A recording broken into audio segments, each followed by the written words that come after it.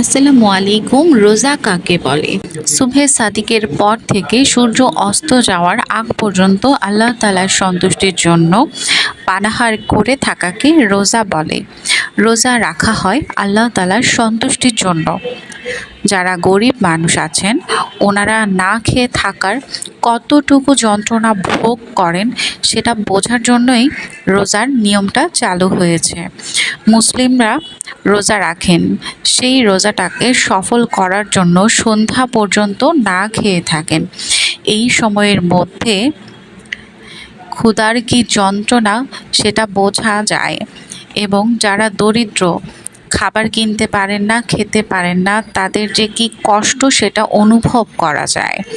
রোজা রাখার পর সবাই মিলে একসাথে ইফতার করলে অনেক সওয়াব আছে।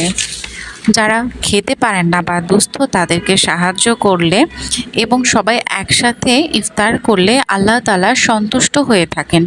পবিত্র এই রমজান মাসে কোরআন নাজিল হয়েছে এবং এই মাসে ঈমানদার বান্দাদের সর্বোচ্চ গুনাহ মাফের সুযোগ দিয়েছেন আল্লাহ তাআলা। তাই এই মাসে বেশি বেশি আমল করলে ভালো।